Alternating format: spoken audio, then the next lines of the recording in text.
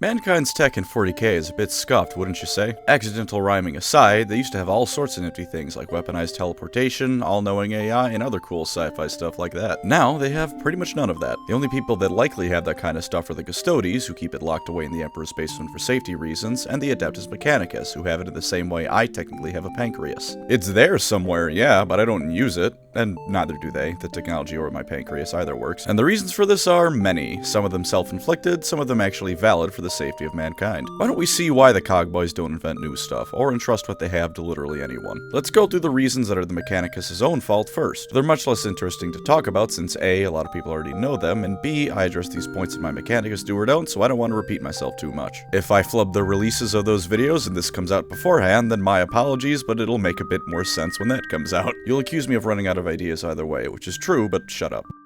But before I go on, I should tell you that this video was sponsored by NordVPN. Internet privacy is no joke, there's no sense beating around the bush, so let's get right into things, shall we? Maybe you already know this, maybe you don't, but just in case, did you know Nord has servers in 59 countries? Over 5,600 servers to be specific. Why would this be needed? A whole ton of reasons, that's why. For entertainment reasons, maybe you're a big fan of a certain show and really want to be able to stream it at your convenience. But unfortunately, the platform you want to watch it on doesn't have it in their catalog, in your country that is. But somewhere across the world, people can watch it to their heart's desire. That seems a bit unfair, doesn't it? I would agree with you, and so does Nord. At the click of a button, you can access that country's version of a streaming service, and suddenly you can go ahead and watch whatever it is you wanted to. Or if a game you'd like is blocked in a certain country, just have your computer be in another country. Even if all the games you play aren't region locked, Nord can still give you a hand because you might just find out that a game you've been eyeing for a while is only on sale elsewhere. Surely you'd like to save some cash, and with Nord, you can hunt for deals like a tiger stalking its prey. Alright, that might be just a smidge overdramatic, but the point still stands that with Nord, these are all possibilities. And of course, security. Let's talk about one of Nord's other products, NordPass. If you're like a lot of people, you might use the same password for multiple sites. Now, if one of the sites you use the password of password123 for gets compromised, someone might get your login information, which means they now have the ability to log onto your account on any of the websites you have an account under. To combat this, first of all, change your password for the love of God. And if you purchase NordPass, your passwords will be kept safe and sound on top of it. NordVPN's threat protection features make it stand out as more than just a VPN. If you're worried about people stalking you online, Nord can help prevent that. It detects malware that might be hidden in a file, so it keeps you from breaking your PC because you just blindly download random images off of Google for your YouTube channel. It even automatically scans and blocks malicious URLs, because sometimes when this hypothetical person is looking for things online, they don't pay too much attention to where they end up. And to put the cherry on top of all these wonderful features, using my link that's located in the description and pinned comment of this video, as well as on the screen at this very moment, please look at the screen right now to see it, you get not only a huge discount, but 4 bonus months on any plan of your choosing. Not only do you get the product at a discount, you get 4 extra months of it. There's nothing more important than keeping yourself safe, and with my handy link, you get it at a discount. Get NordVPN today, and keep yourself safe online. Now, back to talking about technology. First off, a lot of Imperial tech is backwards because Mechanicus doesn't let anyone use it. And one of the reasons for that is pretty self-explanatory if you think about it. If you have a super weapon capable of making a star system explode and the other guy doesn't, you have a leg up on him. If you both have it, you're on equal footing. Therefore, the Mechanicus sometimes doesn't share shit purely to be selfish and lord power over others. It's 40k. If the idea of someone acting purely for their own gain bothers you, then I don't know how you ended up being a fan of this setting. The other reason that it's the Mechanicus' own fault is they ban innovation. Officially anyways. Plenty of tech priests of all ranks try to fly under the radar with that kind of stuff. Getting caught usually results in demotion to lobotomite or death, but that's just the price you pay. The reasoning essentially boils down to ancient mankind already discovered all we needed to know. They just had the wrong idea about stuff like worshipping your light bulb. Therefore, there should be no need to invent new tech, but instead you should always look for what's lost because it's proven to be better than anything we have nowadays. If you don't do that and get the mad idea in your head that you know better than your predecessors, then to put it in the most polite terms possible, you can eat shit and die. Well, the Mechanicus doesn't come down at some primitive world because some cavemen there invented fire. If you do some real future science, you're in trouble. But in saying that last one is a self-imposed reason for bad technology, there's more to it than just that. That's certainly a big part of the reason, don't get me wrong. There are without a doubt cases where research that damn well may save the Imperium is halted for no better reason than new stuff bad, old stuff good. But there's something very important to consider, why that reason exists. Why exactly the Mechanicus hates when you develop something new instead of finding something old to replicate. Because it sure as hell isn't because the Mechanicus hates technology that's better than what they got. If that was the case, then the Mechanicus wouldn't be digging through every planet they can find hoping to find a USB stick that contains all the knowledge in the universe. No, the reason they hate people inventing new things, and indeed at least part of the reason they refuse to share so much of what they do have, is because of the fundamental way technology works in 40k. Have you ever had a flash of inspiration? Maybe you were working on a school essay and got stumped for a while, when all of a sudden the perfect idea comes to you and you finish the paper in moments. Maybe you have a problem at work when all of a sudden everything just lines up and it's solved immediately. Or maybe you're the author of some absolutely horrendous smut like Squad Broken, and like divine providence striking you, you come up with the absolute best way of describing someone's balls. See, the thing about that in 40k is that sometimes those flashes of inspiration are actually divinely inspired. There actually is a deity plugging knowledge into your brain so you can put it into work in whatever way you need. The problem is that in this setting, the gods that usually do that are not the nicest folks around. Actually, now that I'm thinking about it, that's probably what gave us Squad Broken in the first place. Let's run through a scenario. You're a tech priest who's just had a long day of work. Despite the fact that you shouldn't be inventing new stuff, you feel like your research is on the cusp of success, but you just can't quite figure out what you're missing. Right now though, all you want to do is go back to your quarters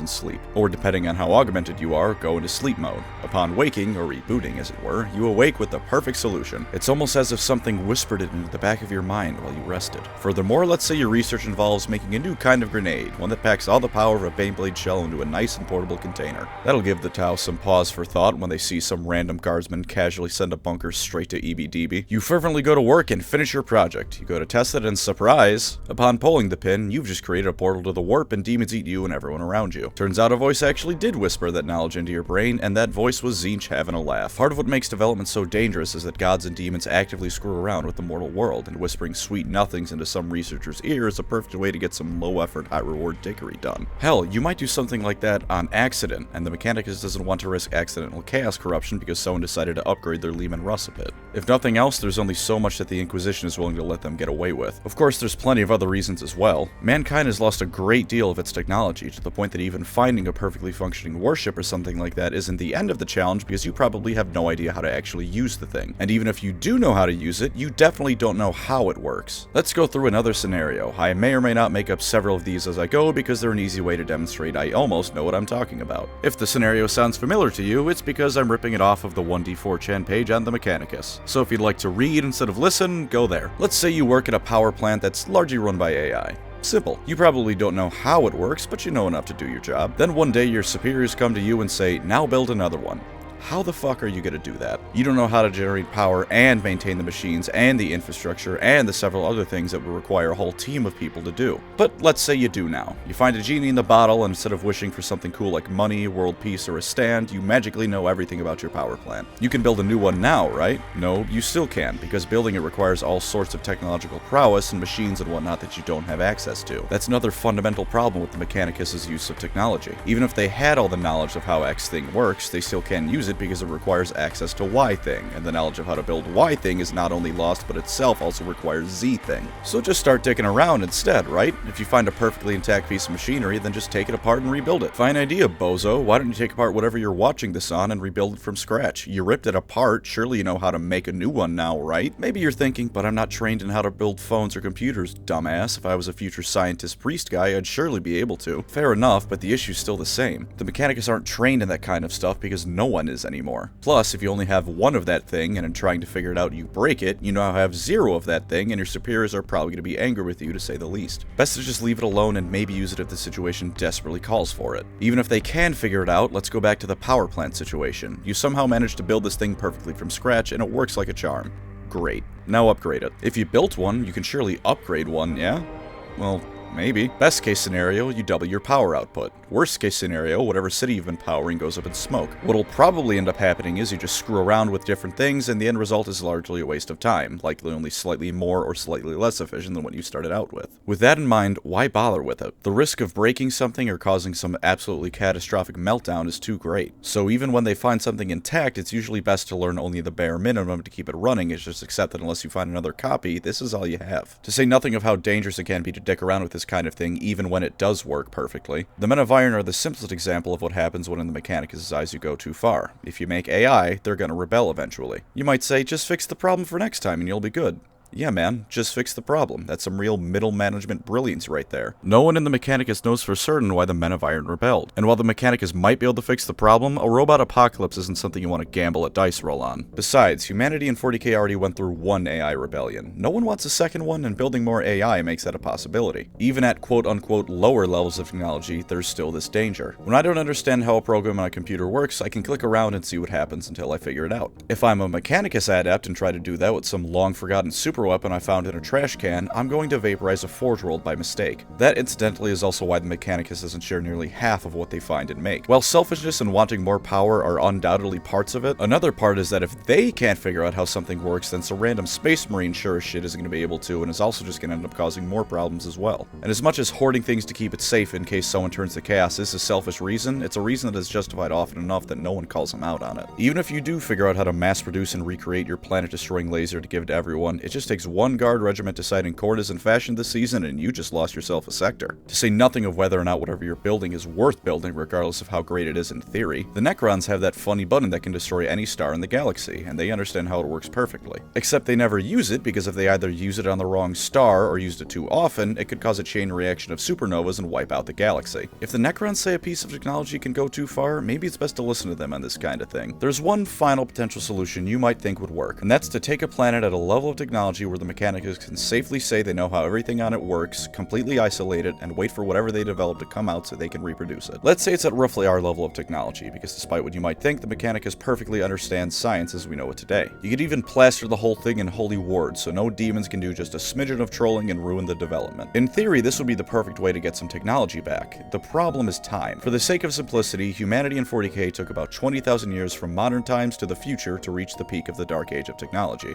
It might be a few thousand years more or less, but 20k is nice and even, so let's go with that. That's a long time even by 40k standards, where a decade may as well be a day. The Imperium doesn't have 20,000 years to just wait and see what happens. The Mechanicus rapidly searches for lost pieces of technology because they can't afford to wait. They don't need a solution to their problems within the next 5 centuries, they need one in the next 5 minutes. Taking a break means devoting resources away from the orcs, chaos, and all sorts of other nasties, and to keep itself from collapsing, the Imperium can't afford to do so. And even in the perfect scenario where this thing is allowed to happen, once other factions like Chaos find out what the Imperium is doing, they're going to send all they can to stop it. There's a few other miscellaneous things I want to go over really quickly. One, the Leagues of Otan. After all, they seem to be doing pretty well with themselves and their almost archaeotech. Well, that's true, they have a whole history and culture entirely separate from the Imperium. Just copy and pasting what worked for them would cause a whole lot of upheaval, to say nothing of whether it would even work after 10k years of divergent development and the Leagues not exactly being open with their secrets. The Leagues have also lost the ability to make some of the higher end stuff themselves, like the Votan they so desperately need to keep themselves afloat, so in many ways they're not that different from the Imperium and the Mechanicus. They're really just at a different stage of technological regression. Same thing goes for trying to reverse engineer Necron tech, with the added bonus of them being even less likely to share with you than the Squats, because at least the Squats are willing to do some ultra capitalism. What the hell are you gonna trade a Necron for his stuff? Your skin that he planned on flaying from your body anyways? As for why they don't use STCs more often to boost themselves up, those being the stuff that lets the Imperium mass produce ancient goodies, that's just an issue of time again. Parts may have been destroyed, Chaos might have tampered with it in the interim, so whatever you build just ends up with another demon grenade, and if nothing else, it's been 10,000 years since the damn thing has seen the sun. It might have just degraded to the point of near uselessness, and even if it hasn't, everything else I've said still applies here. As for the Mechanicus being overly dogmatic and unreasonable about this stuff, they're really not. They're scientists, they're just fully aware of the batshit insane setting that they live in. A galaxy where demons are very much real and are happy to meddle in whatever affairs they can. Where damn near everything beyond a light switch they make has AI fragments, or actual spirits of machines inside of them that need to be pleased. For every example of tech heresy needlessly holding the Imperium back, there's an example of a tech priest being torn apart by what he created because he didn't listen to his supervisors telling him that caution is key. The Mechanicus worship a machine god. They're very much fans of rationalism and all that good stuff. But for lack of a better way to put it, they're very genre savvy about the setting that they live in. 40k isn't miserable because everyone in it is an idiot. Everyone in it is an idiot because reason got shot when it tried to walk through the front door, and being a lunatic is all that's left. Jamming their souls into a ghost robot is the elder equivalent of the afterlife. Why would humanity have it any better? And even if you still think the Mechanicus is unreasonable after all this, there's two things I'd like to say to that. One is that 40k is misery porn in the setting, and it's just kinda how it works. Bit weak of a reason I know, but that's how it is. The galaxy wouldn't be nearly as fun if everyone in it wasn't an asshole. The other is that if you lived in this galaxy, wouldn't you be a bit unreasonable? Thank you as always to my wonderful channel members. You are the STC to my Mechanicus, giving me the ancient wisdom to keep me going another day. If you'd like to support the channel, feel free to subscribe or become a member. Either way, thank you for watching and take care out there.